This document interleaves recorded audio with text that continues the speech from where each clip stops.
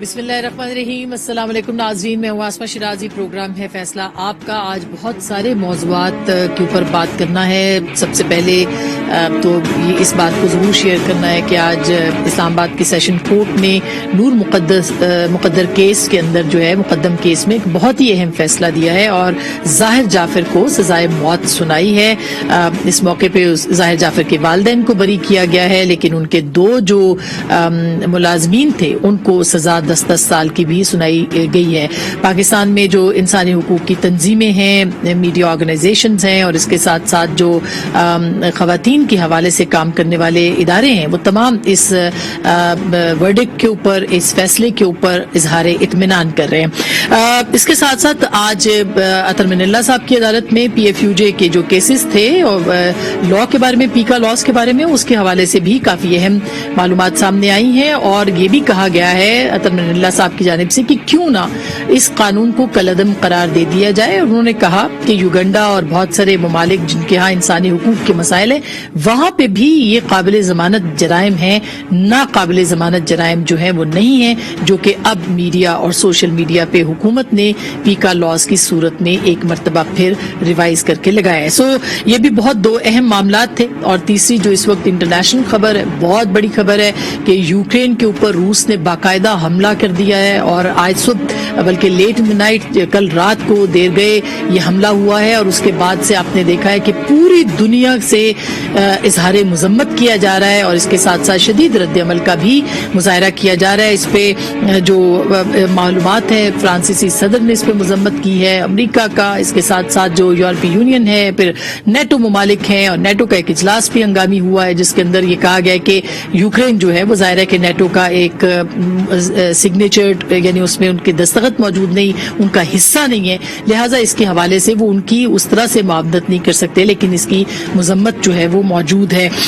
اسی دوران یہ جو ایک حملہ ہوا ہے, اس کو کہا جا رہا ہے کہ عالمی امن کے لیے ایک بہت بڑا خطرہ ہے جو کہ روس نے یوکرین کے اوپر حملہ کیا ہے. اس دوران پاکستان کے وزیر اعظم روس کے دورے پہ ہیں اور اس حوالے سے بہت اہم معلومات, اور یہ دورہ بھی ظاہر ہے کہ بہت ہی اہمیت کا حامل تھا, لیکن کل جو اقدام روس کی طرف سے اٹھایا گیا اور زیادہ اہمیت کا حامل ہو گیا ہے. اس موقع کے اوپر جو ترجمان محکمہ خارجہ ہے امریکہ کے, انہوں نے یہ کہا ہے کہ اس دورے کی ٹائمنگ جو ہے اس کے اوپر وہ تبصرہ نہیں کریں گے, اور وزیر اعظم عمران خان کے دورہ روس سے وہ آگاہ ہیں اور پاکستان کو یوکرین کے حوالے سے جو امریکہ کی حکمت عملی ہے اس سے آگاہ کر دیا گیا ہے. اور یہ بھی انہوں نے توقع ظاہر کی کہ اس دورے کے دوران وزیر اعظم جو ہیں وہ یوکرین تنازع پر کھل کر اپنے خدشات کا اظہار بھی کریں گے, یعنی جو روس کا اقدام ہے اس کے اوپر اپنے خدشات یا اپنے کنسرنز جو ہیں وہ شو کریں گے. پاکستان کے اندر یہ بحث چل رہی ہے کہ پاکستان کے وزیر اعظم کو جانا چاہیے تھا, نہیں جانا چاہیے تھا اس موقع کے اوپر, اور خاص کر کے ایسے موقع پہ جبکہ ہم ویسٹ کو زیادہ ہمارے ساتھ ان کے تعلقات ہیں اور ہمارے ٹریڈ, ہماری تجارت اور ہمارے خارجہ جو تعلقات ہیں وہ زیادہ ان کا رخ جو ہے یا ان کا جو تعین ہے تعلقات کا وہ ہم ویسٹ کے ساتھ رکھتے ہیں. لہٰذا روس کے ساتھ اس وقت پہ یہ دورہ کرنا کتنا مناسب تھا یا کتنا نامناسب تھا, اس پہ بحث ہو رہی ہے. لیکن بہرحال 4 گھنٹے وزیر اعظم کی ملاقات ہوئی ہے آج روسی صدر کے ساتھ اور بہت ہی اہم نوعیت کے معاملات کے اوپر بات ہوئی ہے. اس کے اوپر بھی ہم بات کریں گے. اور اس کے ساتھ ساتھ پاکستان کی سیاست میں ایک بھونچال آیا ہوا ہے. کل لاہور کے اندر میٹنگز پہ میٹنگز ہو رہی ہیں, اپوزیشن رہنما مل رہے ہیں, اتحادی جماعتوں سے بھی ملاقاتیں ہو رہی ہیں, اور آپ نے دیکھا کہ صدر زرداری, سابق صدر زرداری وہاں پر موجود ہیں اور وہ بھی ملاقاتیں کر رہے ہیں. آج منصورہ کا دورہ ہوا, کل رات کو چودھری پرویز الہی صاحب ان کے یہاں تشریف لائے, اسی طرح سے کل ان کی شہباز شریف صاحب سے ملاقات ہوئی ہے, مولانا فضل الرحمان صاحب بھی کچھ دیر کل پرسوں ان سے بھی ملاقات ہوئی. تو ان ملاقاتوں کا نتیجہ کیا نکلے گا, یہ بہت ہی اہم سوال ہے. اب ہمارے ذرائع یہ کہہ رہے ہیں کہ پاکستان پیپلز پارٹی منانے کی کوشش کر رہی ہے پاکستان مسلم لیگ نواز کو کہ قاف لیگ کے ساتھ اور پاکستان پیپلز پارٹی اس صفحے پہ ہے, دونوں جماعتیں, کہ وہ کم از کم الیکشنز جو ہیں وہ اپنے ٹائم پہ ہوں اور اس اسمبلی کی جو مدت ہے اسمبلیوں کی وہ پوری ہونے دینی چاہیے. کیا پی ایم ایل این کو وہ منا پائیں گے؟ نہیں. اور دوسری طرف یہ سننے میں آ رہا ہے کہ کچھ اہم معاملات کے اوپر بھی کوئی کنسنسس ہو رہا ہے, یعنی وفاق کے اندر وزیر اعظم اگر تحریک عدم اعتماد کامیاب ہوتی ہے تو کون ہوں گے, اور اسی طرح سے سے وزیر اعلیٰ پنجاب کے نام پر بھی چودھری پرویز الہی صاحب کے حوالے سے بات کی جا رہی ہے. کیا امکانات ہیں اس حوالے سے؟ ہم اس پہ بھی بات کریں گے، اور پنجاب نے اور خاص کر کے پاکستان کی سیاست میں کیا ہونے جا رہا ہے، کیونکہ پاکستان پیپلز پارٹی کا لانگ مارچ بھی اب سے 2 دن کے بعد اس کا بھی آغاز ہو جائے گا. ہمارے ساتھ ان سارے موضوعات پہ بات کرنے کے لیے موجود ہیں محترمہ شہری رحمان صاحبہ، کسی تعارف کے محتاج نہیں ہیں، سینئر نائب صدر ہیں اپنی جماعت کی، اور اس کے ساتھ ساتھ آپ سفیر بھی رہی ہیں امریکہ میں پاکستان کی، اور سینیٹر ہیں اس وقت، تو بہت ووکل بھی ہیں. خواتین کے حقوق ہوں، صحافت کا معاملہ ہو، یہ بہت سے اور مسائل، ان سے ہم بات کریں گے. بہت بہت شکریہ شہری، آپ نے ہمیں وقت دیا ہے. جی السلام علیکم شہری، آپ کو آواز آ رہی ہے؟ آپ کو آواز آ رہی ہے؟ جی بالکل اب آ رہی ہے. شہری، ایک تو پہلے تو یہ بتائیے، ایک نور مقدم کیس کے اوپر آپ کی ایکسپیکٹیشنز تھیں، بہت سارے لوگوں کی تھیں، خواتین کی تھیں، کیا وہ آج کی اس ورڈکٹ کے بعد، اس فیصلے کے بعد وہ پوری ہوئی ہیں؟ شکریہ آسما. دیکھیے، نور مقدم کا کیس بہت ہی پاکستان کے اور پاکستانی انسانی حقوق کے جتنے بھی علمبردار ہیں ان کے لیے بہت ایک ٹیسٹ کیس سمجھیں، اسی لیے اس کی بات ہو رہی ہے. اور اس میں جو ایک نمایاں بربریت، پڑھے لکھے اور آپ کے باوسائل طبقات سے ابھرتے ہوئے گھروں سے نکلی ہے یہ بات، تو پورا پاکستان میں سمجھتی ہوں ہل کے رہ گیا تھا. اور یہ بڑی ہم تو آئے دن سنتے ہیں بہت ہی سنگین مسائل کا سامنا ہوتا ہے عام خواتین کو، لیکن دیکھیے یہ ہمارے بڑے فیملی سے دونوں لڑکیوں کا باوسائل دونوں بچوں کا، خاص طور سے لڑکے کا جس نے یہ حرکت کی ہے، یہ تعلق تھا. اور ہم سوچ بھی نہیں سکتے اس لیول آف جس لیول کی بربریت دکھائے گی. تو بہت دیکھیے، ڈیتھ پینلٹی تو میں ویسے ذاتی طور پر پیپلز پارٹی بھی ڈیتھ پینلٹی کے حق میں نہیں ہوتی، لیکن یہ لائف سینٹنس تو ہوتا ہے ڈیتھ کے جو حوالے سے ہوتا ہے.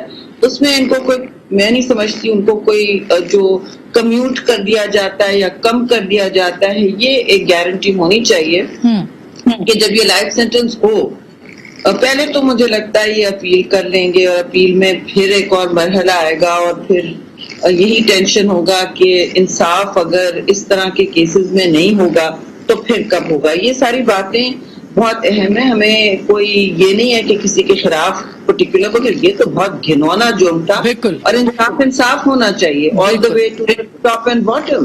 تو یہ اپیل کے وقت بھی ہمیں دیکھنا پڑے گا پھر سے کہ کوئی اثر و رسوخ نہ چلے، اور سوری ٹو سے، اور یہ بھی دیکھنا پڑے گا کہ آگے جا کے یہ کوئی کسی طرح کمیوٹ نہ ہو جائے. آپ کو پتا ہے ہمارے جیلوں کی حالتیں کیا ہیں. بالکل شہری. اچھا، چونکہ عدالتوں کی بات ہو رہی ہے تو آج اطہر من اللہ صاحب نے پیکا لاس کے حوالے سے بہت اہم اپنی آبزرویشنز دی ہیں یا ریمارکس دی ہیں ان کے، جو کہ پاکستان کے اندر جو معلومات ہو رہی ہے. پاکستان پیپلز پارٹی نے بھی یہ کہا تھا کہ وہ جائیں گے عدالت کے اندر، تو آپ لوگ بھی آج اس پٹیشن کا حصہ بنے، اور آپ کے کنسرنز کیا ہیں؟ کیونکہ اب تو یہ آرڈیننس پاس ہو گیا ہے، کل ایک کلاس کو جو ہے وہ ختم کیا گیا ہے. آپ کیا سمجھتی ہیں کہ یہ پورا آرڈیننس جو ہے یہ کالعدم ہو سکتا ہے؟ جی کالعدم ہونا چاہیے آسما، اور اس میں بہت سخت مسئلے مسائل ہیں، خاص طور پہ سیکشن 20 جو ہے ہم سب نے دیکھا ہے، اور یہ عامریت کا راستہ ہموار کر رہی ہے. ایسا نہ ہو کہ جو بچی کچی سب کی سانسیں ہیں وہ بھی گھونٹ دی جائیں، گلے گھونٹ دیے جائیں، قلم بندیاں کر دی جائیں، چینلز اینکرز ویسے ہی اٹھائے جا رہے ہیں. پاکستان میں آزادی صحافت کا تو ہمیں پتہ ہے حال کیا ہوا ہے، اور یہ کوئی بہت پستائیت کا ماحول بنتا جا رہا ہے. پیپلز پارٹی بالکل جی چیلنج خود بھی کرے گی، اور ہم آج زیادہ تر ہم لوگ کراچی میں پہنچے ہوئے تھے کیونکہ ہماری یہاں سے ایک عوامی مارچ ہے جو سڑکوں پر بھی ہے، پورا من ہے، لیکن صرف ہم پارلیمان تو ضرور ہو رہا ہے اور میٹنگز بھی چل رہی ہیں، لیکن سڑکوں میں بھی ہمیں جواب دہی کرنی ہے. لوگ چاہ رہے ہیں کہ ہم کے ساتھ شانہ بشانہ مشکل حالات میں نکلیں. تو چیئرمین بلاول کراچی پہنچے ہوئے، تو ہم بھی یہاں ہی آئے ہوئے ہیں، اور یہیں ساری اس وقت ایکٹیویٹیز کا محور جو گراس روٹس ایکٹیویٹی ہے، کیمپ لگے ہیں وغیرہ وغیرہ، اور تیاری بڑی ہے کیونکہ یہ تاریخی ایک ہمارا ایکسرسائز ہے جو کراچی سے اسلام آباد تک بہت سارے بنا ہوتا ہے، آپ اس کو کینسل نہیں کر سکتے. لیکن کرنا کیا چاہیے؟ ایکسپیکٹیشنز کیا ہے؟ جیسے امریکہ نے ایک، ان کے نمائندے نے ایک دے دیا ہنٹ کہ پاکستان کو اپنے کنسرنز کا اظہار کرنا چاہیے. کیا سمجھتی ہیں آپ، ہم کس کو راضی کریں گے، کس کو ناراض اس دورے سے؟ جی دیکھیے آتش نمرود میں کود پڑا دیکھے بغیر دیکھے، آپ بالکل صحیح کہہ رہی ہیں، اور میں اپریشیٹ کرتی ہوں کہ آپ نے اس پر کوئی وہ شعلہ بیانی کی کوشش نہیں کی، بہت سارے لوگ کر بھی رہے ہیں۔ دیکھیے بلیک اینڈ وائٹ خارجہ پالیسی میں اور جذبات پر نہیں ہوتا، اور لاسٹ منٹ اگر آپ کینسل کریں تو آپ بذات خود ایک کیمپ کا حصہ بن جاتے ہیں، ٹھیک ہے نا؟ جو آپ کی کوشش ہونی چاہیے، اور پھر وہ تو آفینس ہوتی ہے، پھر وہ تو دیرینہ ایک جسے کہتے ہیں نا دشمنی بن جاتی ہے، جو دوستیاں ہم نے شروع کی تھی، اور یہ بالکل غلط ہے کہ پہلا وزٹ ہے شہید ذوالفقار علی بھٹو گئے تھے، پھر اسٹیل مل بنی تھی، پھر گیلانی صاحب زرداری صاحب سارے کے سارے گئے تھے، پریزیڈنٹ گئے تھے، نواز شریف صاحب گئے تھے، تو ایسی بات نہیں ہے۔ پائپ لائن کی بنیاد بھی پہلے لگی تھی جو انہوں نے آپریشنلائز نہیں کی۔ آپ کا اس کیمپ میں بھی ایک ایکسپوجر ہے جو ایک بنتا چلا جا رہا ہے، سرد جنگ سے یہ بات اب آگے نکلتی جا رہی ہے، اور آپ کی مغربی دنیا میں بھی بہت زیادہ تانے بانے جڑے ہوئے ہیں جسے ایکسپوجر کہا جاتا ہے، یعنی کہ آپ اس وقت ولربل ہیں دونوں کیمپس کو۔ ایک سے دیرینہ دوستی ہے، چاہے چین والے روسیا والے کیمپ سے آپ کے ڈیفنس کانٹیکٹ بھی بڑھ رہے ہیں۔ یوکرین اور ویسٹ میں، یوکرین سے تو آپ کا 37% گندم آتا ہے اس وقت۔ وہ پھر میں نے آج پریس کانفرنس میں کہا تھا یہ پیپلز پارٹی کی گورنمنٹ نہیں ہے کہ آپ گندم میں خود کفیل ہوں اور سرپلس پھر آگے بیچیں۔ اس وقت آپ کے امپورٹس جو ہیں وہ کموڈیٹیز پر چل رہے ہیں، یعنی گندم، چین، یہ سب چیزیں آ رہی ہیں، ٹھیک ہے، جو ہم خود بناتے تھے، اگاتے تھے۔ اب یہ صورتحال ایسی ہے کہ آپ واپس آ جائیں، آپ کا فاٹف ٹاسک فورس چل رہی ہے، اب ابھی تک بہت ہی ایک نازک موڑ پہ ہیں، اور آپ کو ویسے تو ان پورے حوالے، ان دونوں حوالوں سے ایک ثالثی اور مذاکرات کا راستہ نکالنا چاہیے، کیونکہ یورپ دیکھیے جنگ عظیموں کے بعد پہلی دفعہ اتنا بڑا وہاں ایک یورپ کے دل میں، یوریشیا کے دل میں ایک ملٹری فلیئر اپ ہو رہا ہے۔ لیکن بات میں یہ کہنا چاہ رہی ہوں آسما کہ دیکھیے یہ باتیں ہفتوں سے لوگوں کو نظر آ رہی تھی، ہفتوں سے، مہینوں سے۔ آپ جو بائیڈن اور پیوٹن کی تو آپ چھوڑ دیں ٹویٹر اکاؤنٹ، چلیں اگر آپ نے وہ نہیں دیکھے تو ہفتوں مہینوں سے یہ نظر آ رہا تھا، خاص طور سے جو خارجی امور پہ نظر رکھتے ہیں لوگوں کو، کہ یہ ایک وہاں عسکری مسئلہ بننے والا ہے، یہ فلیئر اپ ہوگا۔ میکرون نے بھی بڑی کوشش کی، فرانس کے پریزیڈنٹ نے، اور ان کی ایک نارمنڈی پروسیس ہوتی ہے جرمنی، فرانس اور رشیا کی۔ جرمنی بھی چاہ رہا تھا کہ ان کی نارتھ اسٹریم پائپ لائن جو ہے وہ نہ افیکٹ ہو، وہ گیس پہ ڈیپینڈ کرتے ہیں وہاں سے، لیکن رشیا سے۔ لیکن اب جو صورتحال ایسی بنی اور بنتی چلی جا رہی تھی، اس میں آپ کو تھوڑا اپنا مرحلے وار احتیاط کرنی چاہیے تھی، جو نہیں کی۔ ٹھیک بات ہے۔ اچھا بالکل، آپ پھنسے ہوئے ہو امتحان کی گھڑی، اب آپ پتہ نہیں منہ سے کیا وہاں نکال کے آئیں گے۔ اللہ نہ کرے پاکستان کسی مسئلے میں آ جائے، لیکن ہمیں کوئی کیمپ میں اس وقت وی کانٹ افورڈ نہیں کر سکتے۔ بالکل ویسے اب تو بہت ساری چیزیں اور بھی پولیٹیکلی بھی، آج آپ نے جو پریس کانفرنس کی اس میں آپ نے ریٹس بھی دکھائے، کمپیریزن بھی بتایا چیزوں کا، اشیاء کا۔ پاکستان تو آلریڈی بہت زیادہ چیزوں پہ پھنسا ہوا ہے، ابھی عالمی قیمتیں بھی جو تیل کی بڑی ہیں، تو ہمارے ہاں بھی اس کا ایک امپیکٹ آئے گا نیچرلی۔ یہاں پہ بھی ایک دم سے سننے میں آ رہا ہے کہ چند ہی دنوں کے اندر جو ہے وہ تیل بہت اوپر، یعنی پیٹرول پرائسز بہت بڑھ جائیں گی۔ آپ کا لانگ مارچ بھی ہو رہا ہے، تحریک عدم اعتماد کی خبریں بھی آ رہی ہیں، کیا تحریک عدم اعتماد اگلے 2-3 دن میں آ سکتی ہے شہری؟ بیکاز آپ کے لانگ مارچ سے پہلے کہا جا رہا ہے کہ شاید اس کے امکانات زیادہ بڑھ گئے ہیں کہ تحریک عدم اعتماد آ جائے۔ دیکھیے پاکستان کی اسٹریٹ اس وقت جو گراس روٹس اسٹریٹ جسے کہتے ہیں، جس کا پلس ہم دیکھ رہے ہیں، آپ لوگ بھی ہم سے بہتر جانتے ہیں کیا ہے، وہ اس وقت ایکٹیویشن چاہ رہا ہے، بہت ایک فرسٹریشن، اور جسے کہتے ہیں نا لوگ پریشان ہوئے ہوئے ہیں، تباہ حالی کا ایک ماحول ہر طرف پھیلا ہوا ہے۔ اس صورتحال میں ہمیں لانگ مارچ، میں نے بالکل پلس صحیح پڑھا، یہ اس میں ٹائم نہیں نکالیں۔ لوگ کہہ رہے ہیں کہ آپ محلاتی سازشوں میں پڑ جائیں گے، ایسا نہیں ہونا چاہیے، ہمیں لوگوں کا ساتھ دینا چاہیے آن دا اسٹریٹ، اور یہ ہم کر رہے ہیں۔ دوسری بات یہ کہ دیکھیے، اور ان پہ دباؤ بھی ڈلے گا، مطلب ہم کنٹینر سرکار نہیں ہے کہ ہم اسلام آباد کو پیرالائز کر لیں 126 دن کے لیے، اور پھر عجیب و غریب وہاں سے وعدے کریں جو آپ کبھی سوچ بھی نہیں سکتے ان وعدوں کا کیا ہوا، وہ ایک الگ بات ہے۔ لیکن میں یہ دیکھ رہی ہوں کہ دیکھیے नो कॉन्फिडेंस वोट जो है वो तो उसकी डेट तो आएगी, ये तो होना ही होना है। पार्लियामान में आपने पुरअमन जो एक आपका इंस्ट्रूमेंट होता है, जो टूल होता है, जो आपके हाथ में एक है ताकत, वो आप इस्तेमाल करें।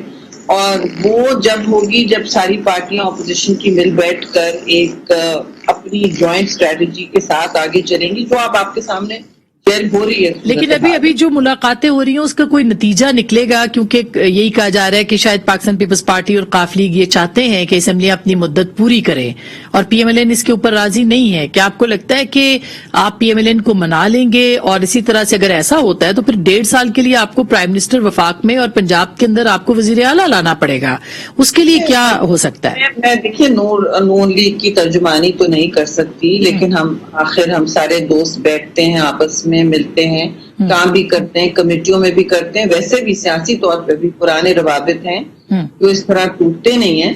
लेकिन मुझे नहीं पता कि वो इस वक्त मुतहरिक नहीं है। वो तो कह रहे हैं कि हम आपके साथ हैं नो कॉन्फिडेंस में, और इस वक्त हुकूमतें बनाने की ये डिस्कशन मैं समझती हूँ हम एक तरफ रखें।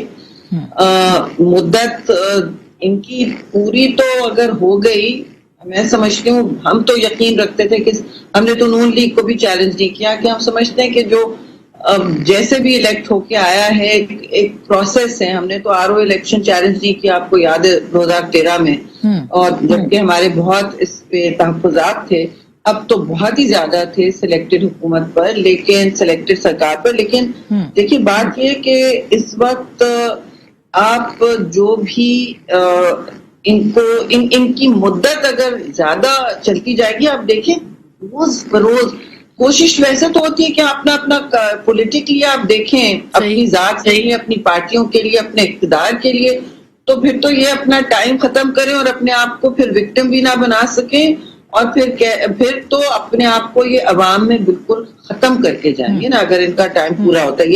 ये आर्ग्यूमेंट तो है, लेकिन इसके साथ साथ लॉन्ग मार्च की मैं बात करूंगी, ये अवामी मार्च, इसलिए क्योंकि अवाम बहुत इस वक्त परेशान है।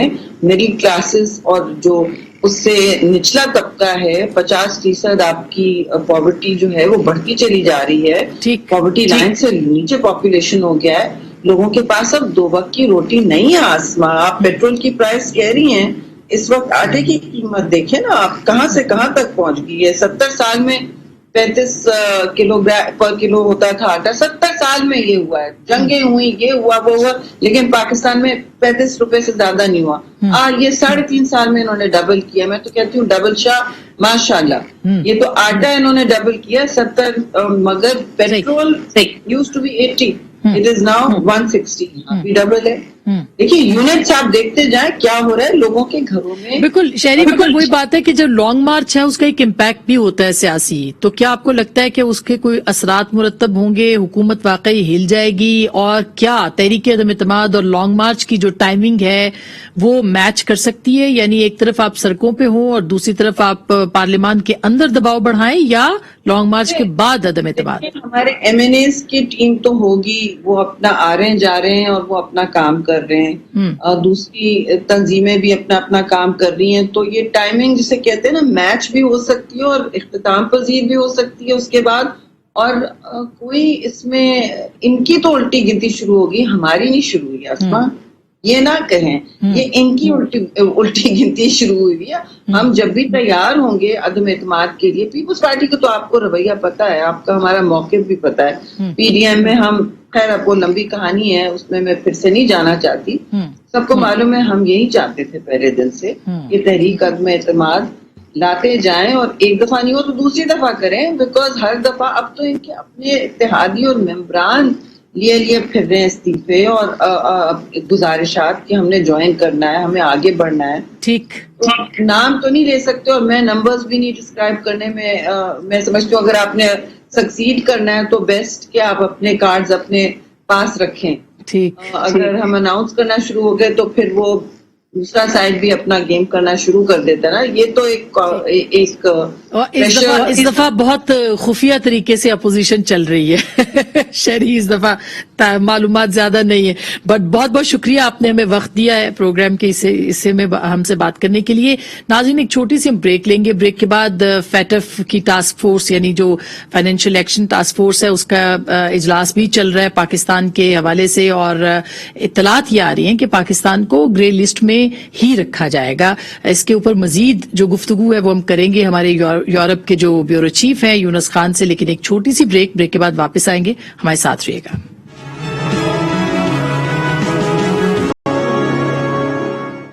ویلکم بیک ناظرین, ایک دفعہ پھر آپ کو خوش آمدید کہتے ہیں. کچھ بات کرتے ہیں فیٹف کی فائنینشیل ایکشن ٹاسک فورس جس کے بارے میں بہت بات ہوتی ہے, اور باہر 4 مہینے کے بعد تقریباً پاکستان کے بارے میں ریویو کیا جاتا ہے, یا اس لسٹ میں شامل جو دیگر ممالک ہیں ان کے اوپر بھی ایک نظر ثانی کی جاتی ہے کہ انہوں نے وہ اقدامات اٹھائے ہیں جو کہ انہوں نے ان سے ڈیمانڈ کیے گئے تھے یا نہیں اٹھائے ہیں. پاکستان کو ابتدائی طور پر 2018 میں تقریباً جو ہے جب لسٹ میں شامل کیا گیا تھا 26 نکات جو تھے وہ دیے گئے تھے, جس میں کہ پاکستان نے کافی حد تک اس پہ عمل درآمد بھی کیا. مجموعی طور پر 34 نکات ہیں. اس وقت 30 پر پاکستان اس وقت تک عمل کر چکا ہے. یہ ٹاسک فورس جو ہے اس کا اجلاس 21 فروری سے شروع ہے اور ریویو کیا جا رہا ہے, اور اطلاعات ہیں کہ پاکستان کو ایک مرتبہ پھر گرے لسٹ میں ہی رکھا جائے گا. اس سے پہلے جو ایک انڈین لابی پاکستان کے خلاف ایک بہت بات کر رہی تھی کہ شاید پاکستان کو بلیک لسٹ میں کر دیا جائے گا. اب یہ اطلاعات ہیں کہ پاکستان کو گرے لسٹ میں ہی رکھے جانے کے امکانات ہیں, اور یہ خبر بریک کی ہے ہمارے یورپ کے جو بیورو چیف ہیں یونس خان صاحب نے. اس سے پہلے بھی اب نہیں کئی بار اس حوالے سے وہ خبریں بریک کر چکے ہیں. ہمارے ساتھ پیرس سے موجود ہیں, ان سے ہم بات کرتے ہیں. السلام علیکم یونس. وعلیکم السلام. جی بہت بہت شکریہ, آپ نے بڑی ہمیشہ خبریں بریک کی ہیں. آج بھی آپ کی خبر زیر بحث ہے کہ فیٹف جو ہے وہ پاکستان کو گرے لسٹ میں ہی رکھے گا. تو یہ بتائیے گا شرائط کیا تھیں اور کس حد تک پاکستان نے ان تمام شرائط کو جو ہے وہ پورا کیا ہے؟ دیکھیں یہاں پہ جو 21 تاریخ یہاں پہ پیر کے دن سے اجلاس شروع ہے, اور پاکستان کے حوالے سے ہم نے اپنے ذرائع سے یہ خبر بریک کی تھی کہ پاکستان کو گرے لسٹ میں ہی رکھا جائے گا. اور اس کی وجوہات یہ تھی کہ پاکستان نے قانون سازی تو کی ہے, بینکنگ کے حوالے سے بھی اصلاحات لائے, لیکن جو قوانین ہیں اس پہ عمل درآمد دکھائی نہیں دیتا اور اس کا فقدان ہے. اس حوالے سے اس دفعہ جو اعتراضات لگائے گئے ہیں تو اس بنیاد پہ انہوں نے کہا ہے کہ جو قوانین آپ لوگوں نے پاس کیے ہیں کم از کم اس پر ہمیں عمل درآمد بھی ہوتا دکھائی دے. جو اقوام متحدہ کی دی گئی جو لسٹ تھی جس میں دہشت گرد اور تنظیموں اور کچھ تنظیموں کے خلاف کارروائی کا کہا گیا تھا, وہ نہیں کی گئی ہے. تو اس دفعہ بنیادی وجہ یہ بنی ہے. تو کیا آپ کو لگتا ہے کون کون سے ایسے ایریاز ہیں جہاں پہ پاکستان کو کام کرنا چاہیے تھا اور وہ نہیں کر سکا, اور اس کی وجوہات جو ہیں وہ کیا بیان کی گئی ہیں, کیونکہ یہ اجلاس ابھی بھی جاری ہے, باقاعدہ اعلان کب کیا جائے گا؟ باقاعدہ اعلان 4 مارچ کو کیا جائے گا, جس میں فاٹف کے صدر پریس ریلیز میں پاکستان کے علاوہ دوسرے ممالک کے حوالے سے بھی پریس بریفنگ دیں گے میڈیا کو. اور پاکستان کے حوالے سے جہاں ہم بات کرتے ہیں تو پاکستان کے حوالے سے یہی کہا جا رہا ہے کہ جو قوانین ہیں اس پر عمل درآمد نہیں ہو رہا ہے. یہاں پہ ہمارے جوڈیشری سسٹم پر سوالات اٹھائے گئے ہیں, پولیس سسٹم پر انویسٹیگیشن کے حوالے سے سوالات اٹھائے گئے, اور جہاں پہ ہم کمی دیکھتے ہیں سفارتکاری کے حوالے سے ہم کمی دیکھ رہے ہیں, لابنگ کے حوالے سے ہم کمی دیکھ رہے ہیں. فرانس میں جون 2020 یہاں پہ پاکستانی سفیر یہاں پہ نہیں ہے. پاکستان فرانس کے جو سفارتی تعلقات ہیں وہ کم ترین سطح پہ. یورپ کو ہم نے انگیج نہیں کی ہے, لابنگ نہیں کی ہے. یہ میرے خیال میں بنیادی وجہ ہے. ہمیں اگر فاٹف کا جو ہیڈ کوارٹر ہے وہ پیرس میں ہے, فرانس میں, ہمیں کم از کم یورپین ممالک میں لابنگ کرنی چاہیے, کیونکہ اس وقت جو ہماری مخالفت ہو رہی ہے وہ انڈیا کے بعد یورپین ممالک ہماری سب سے زیادہ مخالفت کر رہے ہیں. اور انڈیا کی جانب سے جو لابی ہے وہ کتنی اسٹرانگ ہے؟ کیونکہ آپ نے دیکھا کہ ایک بہت ڈس انفارمیشن لیب جو ہے ہندوستان کی, وہ جس طرح سے پاکستان کے بارے میں فیک نیوز پھیلاتی ہے, اور اس کا پھر ظاہر ہے کہ ایک نقصان ہوتا ہے. تو کیوں اور کس حد تک جو ہے ہم اس کا روک تھام کرنے یا اس کے ساتھ لڑنے کے لیے ہم جو ہے وہ تیار ہوتے ہیں, اور کیا ہم مقابلہ کر سکتے ہیں ان کا؟ देखिए यहाँ पे यूरोपियन ममालिक के कुछ इंटरेस्ट हैं, माशी इंटरेस्ट हैं, और उसकी वजह से यूरोप में इंडिया की बात सुनी जाती है, और हमेशा पाकिस्तान के हवाले से यहाँ पे इंडियन मीडिया मनफी खबरें शाया करता है। इस दफा भी उन्होंने इंडियन मीडिया यही खबर दे रहा था कि पाकिस्तान ब्लैक लिस्ट में चला गया है, हालांकि इसमें कोई हकीकत नहीं थी। इसके अलावा भी अगर हम यूरोपियन पार्लियामेंट और यूनाइटेड नेशन में देखते हैं तो हमारे हवाले से गलत खबरें इंडियन मीडिया में आती है, लेकिन इससे कतई नजर हमें जब तक वही जो मैं बात कर रहा हूँ कि यूरोपियन को हम एंगेज नहीं करेंगे। आप देखें कि पिछले कई सालों से हमारे कोई हाई ऑफिशियल विजिट जो है वो यूरोप नहीं आया, हमने यूरोपियन को एंगेज नहीं किया। यूरोप इस टाइम एक बहुत बड़ी ताकत है, अक़वाम मुत्तहिदा और यूरोपियन पार्लियामेंट में इनके असर है, तो हमें इनको यूरोपियन यूनियन को एंगेज करना पड़ेगा, उसके बाद ही हम इन मसाइल से निकल सकते हैं। और इस बारे में आप पूरी उम्मीद है कि अब पाकिस्तान जो है वो मुस्बत अंदाज से जो है वो रिस्पॉन्ड करेगा और चीजों को जो है वो सही तरीके से, खास करके ग्रे लिस्ट के हवाले से पाकिस्तान इकदामात करने में बावर उन्होंने करा दिया है यूरोपियन यूनियन को और वेस्ट को। देखिए, पाकिस्तानी हुकूमत तो हमेशा से यही कहती है कि जो कवानीन आपने बताए हमने उस पर अमल दरामद भी किया है, पार्लियामेंट से हमने कई कवानीन पास किए हैं, मनी लॉन्ड्रिंग के हवाले से फाइनेंशियल बैंकिंग इस्लाहात हम लेके आए हैं, जो आपने कहा है वो हमने किया है। और जो इन्होंने लिस्टें दी हैं उनमें 1373 अफराद के नाम है, उस हवाले से जो केसेस चल रहे हैं कोर्ट्स में, तो हम उनके कोर्ट के फैसलों का इंतजार कर रहे हैं, लेकिन उनका कहना है कि हुकूमत पाकिस्तान ने यकीन दहानी कराई है कि हमारी कोशिश होगी कि हम इस पर जल्द से जल्द मजीद काम करें। बहुत बहुत शुक्रिया यूनुस खान, हमारे ब्यूरो चीफ यूरोप के आज न्यूज के, वो हमारे साथ मौजूद थे और बता रहे थे कि फैटफ के हवाले से पाकिस्तान को ग्रे लिस्ट में ही रखे जाने का इम्कान है, और जो एक पाकिस्तान के खिलाफ एक लॉबी काम कर रही थी, खास करके हिंदुस्तान की लॉबी के पाकिस्तान को ब्लैक लिस्ट में धकेल दिया जाएगा, वो इत्तलात नहीं है, गलत इत्तलात हैं, और पाकिस्तान को अभी भी ग्रे लिस्ट में ही रखे जाने का इम्कान है। एक छोटी सी ब्रेक लेना है, ब्रेक के बाद हम बात करेंगे, चूंकि यूरोप की बात हो रही थी तो यूरोपीय यूनियन के ह्यूमन राइट्स के जो नुमाइंदा खुसूसी हैं वो पाकिस्तान के खुसूसी दौरे पे आए हुए हैं, और हमने चंद रोज पहले बल्कि कल उनसे गुफ्तगू की थी पाकिस्तान के इस दौरे के हवाले से, जो कि बहुत अहमियत का हामिल है, खास करके जीएसपी प्लस की जो रिव्यू या उस पर नजरसानी के लिए इजलास होने वाला है, उससे पहले उनका यहाँ पे आना इंतहाई अहम जो है ये दौरा होगा। सो ब्रेक के बाद उनसे जो गुफ्तगू थी वो भी आपको हम सुनाएंगे, आप हमारे साथ रहिएगा, मिलते हैं ब्रेक के बाद।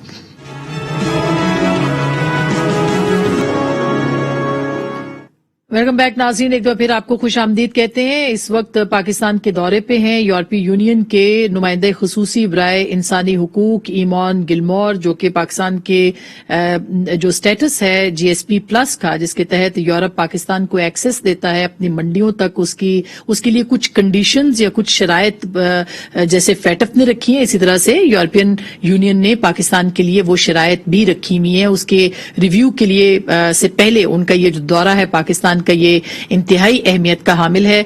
हमने उनसे गुफ्तगू की है और प्रोग्राम के इस हिस्से में हम आपसे उनके साथ जो रिकॉर्डेड गुफ्तगू है वो आपको दिखाएंगे कि यूरोपीय यूनियन के नुमाइंदे खुसूसी की पाकिस्तान में जो मुख्तलिफ अहम शख्सियात हैं उनसे मुलाकात हुई है, जिसमें कि सदर पाकिस्तान हैं, जिसमें कि आर्मी चीफ हैं और वजीर इंसानी हुकूक हैं, इसके साथ साथ वजीर खारजा, उन सब के साथ भी, और सिविल सोसाइटी, मीडिया, तमाम लोगों के साथ इंटरेक्शन हुई है। इस मुलाकात के बाद जो गुफ्तगू हुई है या उनकी ऑब्जर्वेशंस क्या है वो भी हम आपको बताएंगे। कश्मीर और अफगानिस्तान के मामलात के ऊपर भी, और खास करके कश्मीर में इंसानी हुकूक की जो पामाली है उसके ऊपर भी हमने उनसे बात की। तो आइए आपको उनके साथ खुसूसी गुफ्तगू दिखाते हैं। Thank you so much for giving us time. I just want to ask about your visit, as you are meeting so many important people in Pakistan and authorities here in Pakistan. So what is the purpose to visit Pakistan this time? Well, the work that I do as Special Representative for Human Rights means that I travel to countries around the world. I talk to governments, I talk to civil society, and I talk to human rights activists about the human rights situation in the particular country. This visit to Pakistan is actually one that is overdue, but we had to postpone it because of COVID. But I think it's coming at a good time because very soon we will be carrying out a monitoring of the GSP Plus, which is this particular trade relationship that Pakistan and other countries have with the European Union, whereby there is duty-free access to the European market, and that is on condition that the country complies with certain human rights conventions and standards. So it's an opportunity for me to have those discussions with the government and with others while I'm in the country.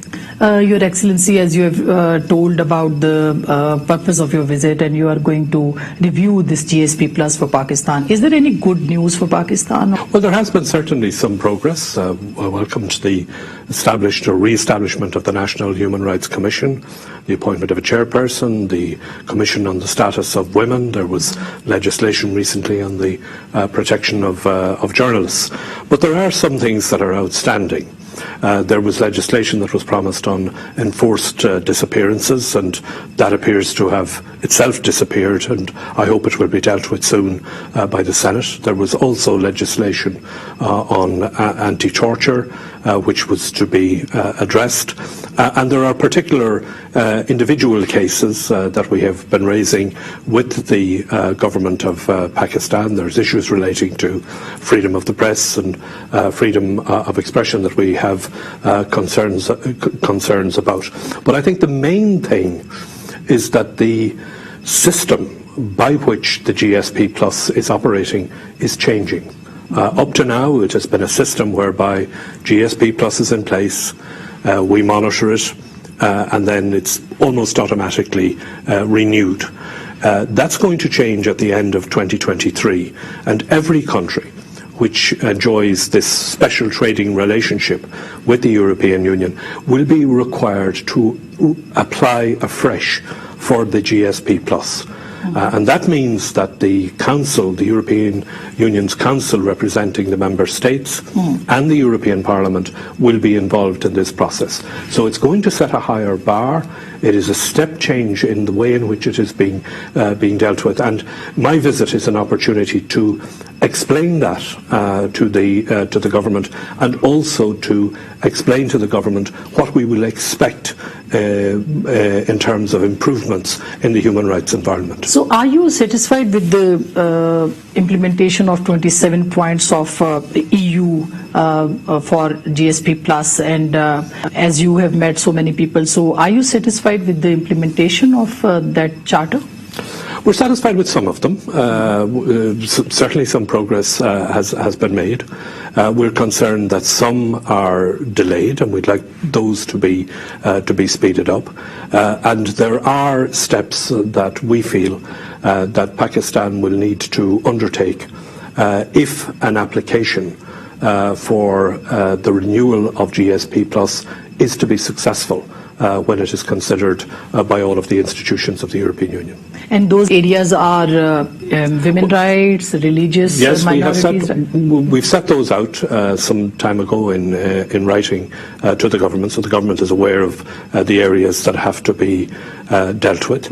We're willing to work with the government to try and secure improvements in those areas. We have identified specific areas that need to be improved, and then at the end of March there will be a monitoring mission from the European Commission which will come to Pakistan and which will go through these issues in detail and will identify for the government the issues that need to be improved. As you know, freedom of speech is a big area of concern for EU. Are you satisfied with the freedom of expression situation in Pakistan? A particular ordinance has just recently been promulgated, and it's still something that we have to study, obviously, in detail. But you're right, the European Union puts a very high priority on freedom of speech, freedom of expression, freedom of the press. This is something that is essential in every democracy, and there are some aspects of this ordinance that do cause us concern. The idea, for example, that the offence would not be bailable, that is certainly a matter of great concern. The idea that complaints can be made not just by the person who was offended, but that they can be made by third parties. That, it seems to us, would leave the legislation open to abuse. It is an issue that is on our agenda this week. I understand that it is being looked at by the courts, and obviously we'll have to wait and see what judgment they have on it. You are visiting at a time where this is a high time to speak about women's rights before 8th of March, which is highly controversial right now in this region. Whether it's matter of hijab of Muskan in India, it's not wearing hijab in Pakistan. There is a debate going on. So do you think that women liberties are being limited in this region, particularly in Pakistan and India? So are you concerned about this as well? Yes, we are, and we've raised particular concerns about the situation in Afghanistan, where we are particularly concerned about the situation of women and girls. Rights for women, equality, gender equality, diversity, these are fundamental principles as far as the European Union is concerned, and we raise them with every country.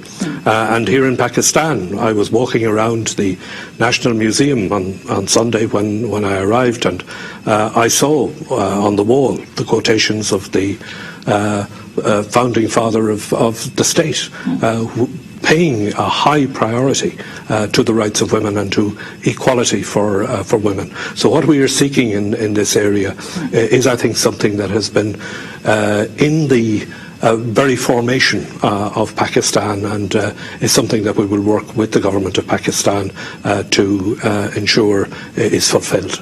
You have specialization in mediation of conflicts in various regions of the world.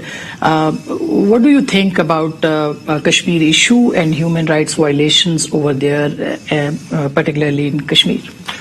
Well, human rights violations anywhere, in our view, in the view of the European Union, should be fully investigated and should be fully addressed. And we have advocated that the UN special procedures should investigate allegations of human rights violations, and that both India and Pakistan should cooperate with those special procedures in the investigation of human rights violations. I think on the issue of mediation, we have also urged both India and Pakistan to engage with each other on the issue of Kashmir, and we have expressed our willingness as the European Union to support any such process in any way we can. But we have encouraged both India and Pakistan to engage bilaterally on the issue, and of course also to involve the Kashmiri people in any such process. Your Excellency, as your report on general elections of Pakistan 2018 that is published, but now the monitoring mission is coming about those elections observations. So what do you say about this? Well, there will be the election observation mission, which came in 2018. We normally do a follow-up to those, and there will be a follow-up mission which will be talking with the government about the recommendations which were made in 2018. I'm not exactly clear on the date of that follow-up mission, but I understand it's within the next couple of months. With your permission, I want to ask one more question regarding Afghanistan and the situation over there, girls' education and, human rights situation in Afghanistan. Are you planning to visit Afghanistan as well, or do you consider it's very important to talk about that as well? Yes, I do consider that it's very important to and we've talked about that, and indeed made that as one of our conditions for our future engagement with Afghanistan, that the rights of women and girls should be respected, and that girls should be back in school. And we have specifically called for the return of girls to the second level schooling. I work very closely with my colleague who is the European Union Special Envoy for Afghanistan, and with our gender equality advisor on these issues, and you can be assured that we will continue to do that. We did, in fact, the meeting of the Human Rights Council is coming up shortly, and we expect that a special rapporteur on Afghanistan and on the human rights situation in Afghanistan will be appointed during the course of this Human Rights Council. Your Excellency, how do you see this crisis emerging in Ukraine, and what do you think about that crisis, where it could be? I mean, the situation can be worse. So what is your opinion regarding that? Well, I was in Ukraine actually just a few months ago, so I do have some knowledge of the geography and of where the line of contact is. We have been concerned about the human rights situation in the eastern part of Ukraine, which is not controlled by the Ukrainian government at present, and also in Crimea. We are, as you know, and both the President of the European Commission, Ursula von der Leyen, and our High Representative Joseph Borrell has spoken publicly about the European Union response to the decision yesterday by Russia to recognise two provinces in Ukraine. Thank you so much, Your Excellency, for giving us your time, and I know this was very precious for us. Thank you so much. You're welcome.